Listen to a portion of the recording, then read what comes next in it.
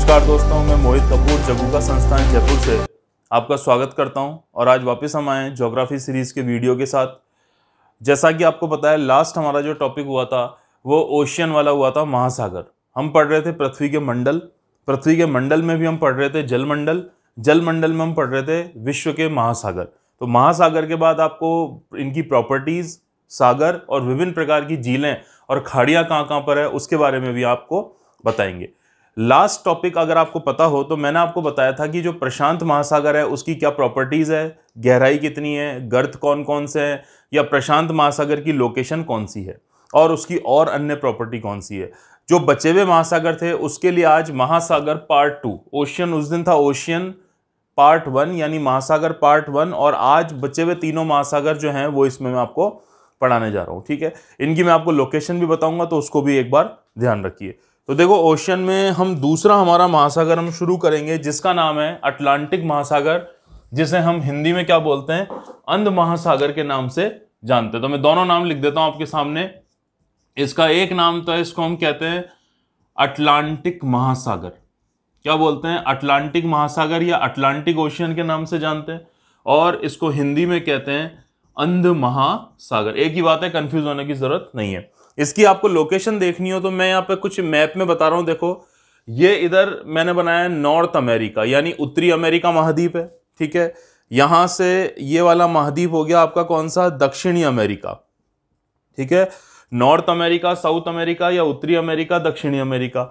इधर आपका जो महाद्वीप हो गया ये कौन सा हो गया आपका, ये यूरोप हो गया। और नीचे की तरफ आते हैं तो यहां पर आपको का कौन सा महाद्वीप दिखाई देता है, ये अफ्रीका है। तो आप देख रहे हैं कि ये जो पूरा महासागर है, ये जो डॉटेड एरिया मैंने यहां पर मैं बना रहा हूं, ये पूरा का पूरा महासागर कौन सा है, अटलांटिक महासागर है। ठीक है, इस पूरे अटलांटिक अगर आपको लोकेशन पूछी जाए अटलांटिक महासागर की लोकेशन क्या है, तो आपको क्लियर पता चल रहा है कि जो अटलांटिक महासागर है इसके पूर्व में यूरोप महाद्वीप और अफ्रीका महाद्वीप है, और अटलांटिक महासागर जो है इसके पश्चिम में उत्तरी अमेरिका और दक्षिणी अमेरिका महाद्वीप है। ये इंग्लिश अल्फाबेट एस की आकृति में आपको दिखाई देता है। ये पूरा का पूरा जो महासागर है ये इंग्लिश अल्फाबेट एस की आकृति में। और दूसरी बात, इसको हम दो पार्ट में डिवाइड करते हैं। तो देखो आप, जो ऊपरी वाला पार्ट है यानी यहां से ऊपर वाला पार्ट, तो ये है उत्तरी अटलांटिक, यह है उत्तरी अटलांटिक, और जो नीचे वाला पार्ट है इसको हम क्या बोलते हैं, दक्षिण अटलांटिक कहते हैं। तो आपको एक तो लोकेशन समझ में आई होगी। दूसरा, विश्व का सबसे व्यस्ततम जितने भी समुद्री मार्ग हैं, जितने भी व्यापारिक मार्ग हैं जो समुद्र में से गुजरते हैं, सामान का, माल का आदान प्रदान होता है, उनमें से अधिकांश जो गुजरते हैं वो कहां से गुजरते हैं, ये अटलांटिक महासागर से गुजरते हैं। ठीक है, अच्छा, आपसे पूछा जाता है कि सबसे ज्यादा, मैं यहां पे की पॉइंट साथ साथ लिख देता हूं, विश्व में सबसे ज्यादा वार्षिक तापांतर, एनुअल टेम्परेचर डिफरेंस कहां पर पाया जाता है, तो इसका आंसर भी कौन सा है, अटलांटिक। कई लोग प्रशांत महासागर कर देते हैं, इसका आंसर प्रशांत महासागर नहीं है। सबसे ज्यादा वार्षिक तापांतर जो पाया जाता है वो कहां पे पाया जाता है, अटलांटिक महासागर में पाया जाता है। ठीक है, अच्छा, इसकी एक विशेषता आपसे पूछी जाई गई है कई बार कि मध्य अटलांटिक कटक कहां पाए जाते हैं। कटक मतलब होते हैं समुद्र के किनारे ऊंची ऊंची पहाड़ियोंदार क्षेत्र मिलते हैं जिनको मध्य अटलांटिक कटक कहते हैं। तो आपसे पूछा जाता है कि ऐसा कौन सा महासागर है जिसमें सबसे ज्यादा कटक पाए जाते हैं, तो वो कहां पर कौन सा हो गया, अटलांटिक महासागर हो गया। एक मैं और नाम लिख रहा हूं, विश्व का सबसे रहस्यमय स्थान माना जाता है बरमूडा ट्रायंगल, जिसको बरमूडा त्रिभुज के नाम से भी जानते हैं। यह विश्व का रहस्यमय स्थान है, और यह भी आपको उत्तरी अटलांटिक महासागर में जो बहामास द्वीप समूह है उसके आसपास आपको यह क्षेत्र मिलता है। यहां पर उत्तरी अटलांटिक में यह क्षेत्र मिलता है जिसको हम क्या कहते हैं, यह बरमूडा ट्रायंगल के नाम से जानते हैं। रहस्यमय स्थान है, अभी भी वैज्ञानिक पूरी तरह से इसके बारे में नहीं बता पाए। और दोस्तों, एक चीज आपको ध्यान रखनी है कि माना जाता है कि यहां पर पृथ्वी का चुंबकीय क्षेत्र अत्यधिक प्रभावी है, जिससे हवाई जहाज या जो पानी के जहाज होते हैं वो अपना मार्ग भटक जाते हैं, किसी विशेष प्रकार के चुंबकीय तूफान में अटक जाते हैं और वहीं पर समाप्त हो जाते हैं। तो ये बरमूडा ट्रायंगल कई बार पूछा गया, ये भी कहां पर है, अटलांटिक महासागर में है। ऐसे आपने नाम सुना होगा कैरेबियाई द्वीप, कैरेबियाई द्वीप। इन कैरेबियाई द्वीपों को हम वेस्ट इंडीज के नाम से भी जानते हैं। या इनको एंटीलिया द्वीप समूह भी कहते हैं, जो बहुत ज्यादा फेमस नाम इनका वेस्ट इंडीज है, और दूसरा फेमस नाम इनका है कैरेबियाई द्वीप समूह। तो कैरेबियाई द्वीप समूह भी कौन से महासागर का हिस्सा है? अटलांटिक महासागर।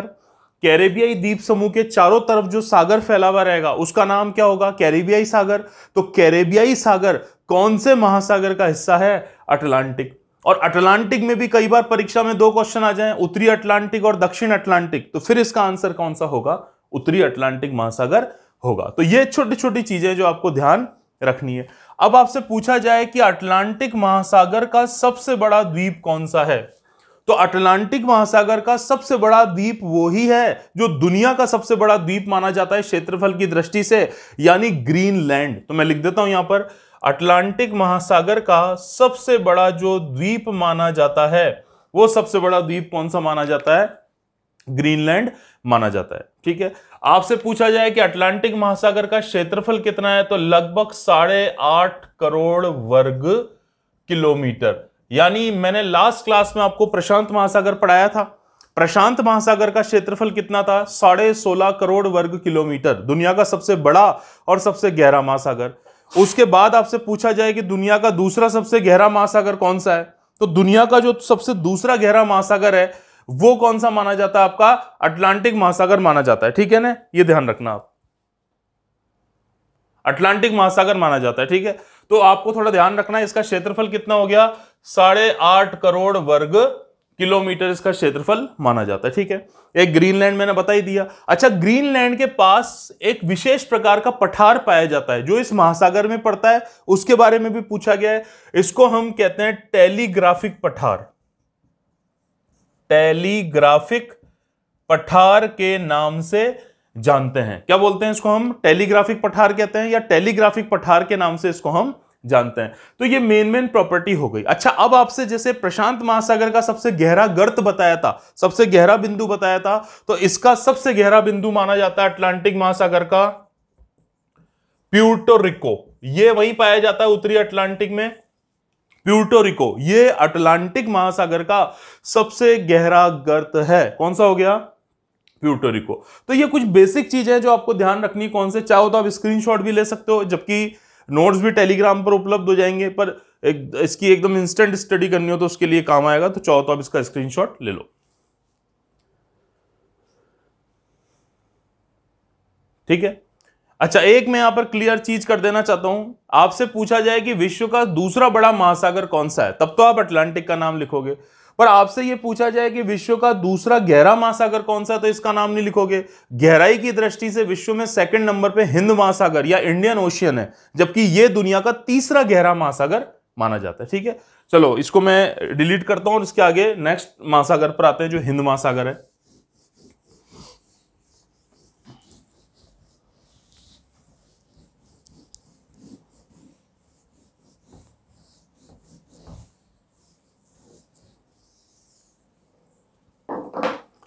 नेक्स्ट महासागर देखो आप, नेक्स्ट महासागर हो गया हिंद महासागर, या इसको इंडियन ओशियन के नाम से भी जाना जाता है।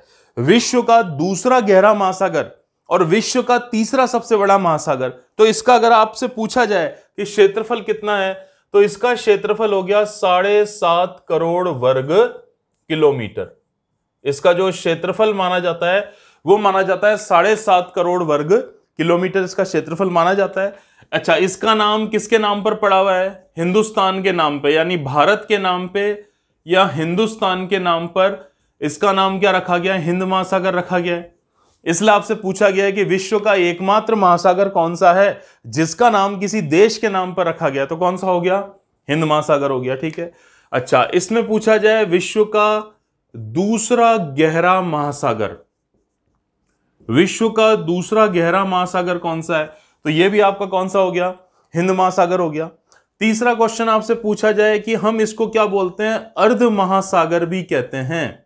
हम इसको क्या कहते हैं? अर्ध महासागर भी कहते हैं, क्योंकि ब्लॉक है। देखो मैं आपको बताऊं, ये इस तरह से, ये आपका कौन सा पार्ट है? चाइना वाला हो गया। ये इधर से यहां कौन सा हो गया? इंडिया वाला पार्ट हो गया। इसके बाद ये इधर, ये आसियान कंट्रीज हो गई, ये इधर ऑस्ट्रेलिया हो गया, ये इंडोनेशिया हो गया, यहां आपका कौन सा? अरब प्रायद्वीप हो गया। तो अगर हम देखते हैं तो देखो ये एम की आकृति बनाता है, ये एम की आकृति का जो महासागर माना जाता है इस तरह से। ये देखो महासागर तीन तरफ से ओपन है, पूर्व की दिशा से ओपन है, पश्चिम से ओपन है, दक्षिण से ओपन है, जबकि उत्तर दिशा से हिंद महासागर ब्लॉक है। इसलिए इसको पूर्ण महासागर ना बोल के इसको हम उपनाम के रूप में क्या बोलते हैं, अर्ध महासागर बोला जाता है। और अंग्रेजी अल्फाबेट कौन सी आकृति में है, ये एम की आकृति में क्या करा जाता है, माना जाता है। ठीक है, अच्छा इसका सबसे गहरा गर्त आपसे पूछा जाए कि इस महासागर का सबसे गहरा गर्त कौन सा है, तो इसका नाम है सुंडा गर्त। सुंडा गर्त, और सुंडा गर्त कौन से देश के निकट माना जाता है, इंडोनेशिया। कौन सा देश हो गया, इंडोनेशिया। तो हिंद महासागर का सबसे जो गहरा गर्त माना जाता है वो सुंडा गर्त माना जाता है। ठीक है, एक चीज और पूछी जाती है कि चक्रवात और तूफानों से विश्व में कौन सा महासागर सर्वाधिक प्रभावित रहता है, तो हिंद महासागर तूफान और चक्रवातों से सर्वाधिक प्रभावित रहता है। आगे मैं जब टॉपिक लूंगा आपका महासागरीय धाराएं, तो उसको मैं डिजिटल बोर्ड के माध्यम से आपको पढ़ाऊंगा ताकि वो ज्यादा अच्छे से आपको चीजें समझ में आए। यहाँ थोड़े लिमिटेशंस है, इसलिए इनको लिख के मैं थोड़ा बहुत व्यू से इनको समझा पा रहा हूं। तो एक ध्यान रखना कि इसका सबसे गहरा गर्त कौन सा माना जाता है, सुंडा गर्त माना जाता है। और तापांतर के मामले में अटलांटिक महासागर के बाद जो सेकंड नंबर पे महासागर माना जाता है वो कौन सा माना जाता है, हिंद महासागर माना जाता है। ठीक है, अगले महासागर पे चलते हैं, और मुख्य महासागर है, क्योंकि अंटार्कटिक महासागर हम स्टडी नहीं करते, वो कई महासागरों का मिश्रण है। तो अगला हम इंपॉर्टेंट महासागर आ रहे हैं जिसको बोलते हैं आर्कटिक महासागर। ठीक है, अच्छा एक चीज और आपसे पूछी जाती है कि आपको जो विभिन्न प्रकार के महासागर हैं उनके सबसे बड़े द्वीप कौन कौन से हैं। जैसा मैंने पहले ही बताया था, जैसे प्रशांत महासागर हो गया, प्रशांत महासागर का सबसे बड़ा द्वीप आपसे पूछा जाए तो ये हो गया पापुआ न्यू गिनी, या इसको न्यू गिनी के नाम से भी क्या करते हैं हम जानते हैं। ये हिंद प्रशांत महासागर का सबसे बड़ा द्वीप कौन सा है, पापुआ न्यू गिनी है। दूसरा महासागर मैंने आपको बताया था अंध महासागर या अटलांटिक महासागर, तो अटलांटिक महासागर का सबसे बड़ा द्वीप कौन सा बताया था आपको, ग्रीनलैंड बताया था। ठीक है, तीसरा महासागर कौन सा हो गया, हिंद महासागर हो गया। हिंद महासागर का सबसे बड़ा द्वीप कौन सा है, मेडागास्कर। और मेडागास्कर कौन से महाद्वीप के अंतर्गत आता है, अफ्रीका। बहुत इंपॉर्टेंट है, कई बार ये क्वेश्चन मेडागास्कर वाला क्या करा गया आपके सामने पूछा गया है। इसी तरह से अगला महासागर जो मैं पढ़ाऊंगा आपको कौन सा है, आर्कटिक महासागर। तो आर्कटिक महासागर का सबसे बड़ा द्वीप है सेवर्नी। कौन सा द्वीप माना जाता है, सेवर्नी माना जाता है। ये ज्यादा नहीं पूछा गया, पर ये तीनों मोस्ट इंपॉर्टेंट है, जिसमें भी सबसे ज्यादा मोस्ट इंपॉर्टेंट एक तो मेडागास्कर और एक कौन सा है, पापुआ न्यू गिनी। ये इन महासागरों के सबसे बड़े द्वीप माने जाते हैं। ठीक है, तो आप चाहे तो इनका स्क्रीनशॉट ले सकते हैं या इसको नोट कर सकते हैं। अब हम अगले अंतिम महासागर जो है आर्कटिक महासागर, उस पर चलेंगे।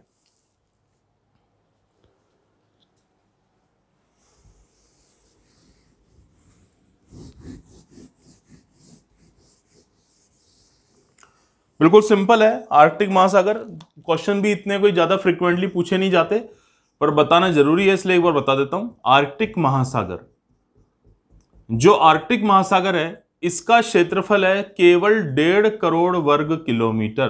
तो आप इसको यह भी कह सकते हैं कि विश्व का सबसे जो छोटा महासागर है वो कौन सा माना जाता है, आर्कटिक महासागर माना जाता है।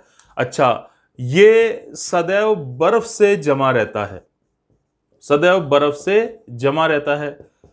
दूसरा बात, सबसे छिछला महासागर है, सबसे छिछला महासागर, यानी इसकी गहराई क्या मानी जाती है, बहुत कम मानी जाती है। मैं आपको एक उदाहरण देता हूं, देखो ये दुनिया का सबसे बड़ा देश है, देखो रूस, रशिया, और यहां आपको एक देश दिखता है, ये कौन सा है, चाइना। तो रूस के किनारे किनारे जो महासागर फैला हुआ है ये कौन सा महासागर है, ये आर्कटिक महासागर है, बर्फ से जमा रहता है। इसलिए इस महासागर को पार करने के लिए जो आइस ब्रेकर जहाज होते हैं उनका प्रयोग किया जाता है, जो 20 किलोमीटर प्रति घंटे की रफ्तार से चलते हैं। तो आपने देखा होगा ग्लोबल वार्मिंग की वजह से पूरे विश्व की बर्फ तेजी से पिघल रही है। तो 2018 से 2020 ये कुछ ऐसे साल थे जब रूस के जहाजों ने बिना आइस ब्रेकर जहाज का प्रयोग किए इन आर्कटिक महासागरों को पार कर लिया। तो इनसे जो तेजी से बर्फ पिघल रही है वो एक चिंता का विषय है, और इससे महासागरों का जल स्तर बढ़ता जा रहा है, और जो पारिस्थितिकी जो संतुलन है वो लगातार जो हमारे पृथ्वी का है वो बिगड़ रहा है। तो आपको ध्यान रखना है विश्व का सबसे छोटा महासागर आर्कटिक महासागर हो गया, सदैव बर्फ से जमा महासागर भी आर्कटिक हो गया, विश्व का सबसे छिछला महासागर भी आर्कटिक हो गया। अभी मैंने बताया था इस महासागर का जो सबसे बड़ा द्वीप है वो कौन सा है, सेवर्नी द्वीप माना जाता है, और ये लगभग लगभग रूस के किनारे किनारे कगारों पर क्या माना जाता है, फैला हुआ महासागर माना जाता है। दोस्तों मैंने पहले इसके लास्ट वीडियो में प्रशांत महासागर बताया था, इस वीडियो में मैंने सारे बचे हुए रिमेनिंग महासागर की प्रॉपर्टीज बताई, और इसके बाद जब हम अगला टॉपिक करेंगे तो महासागर और सागर की कुछ प्रॉपर्टीज के साथ सागर और विभिन्न प्रकार की झीलों को क्या करेंगे, पढ़ेंगे। ठीक है, तो चैनल को देखते रहिए, शेयर करें, सब्सक्राइब करें, और आपका बहुत बहुत धन्यवाद।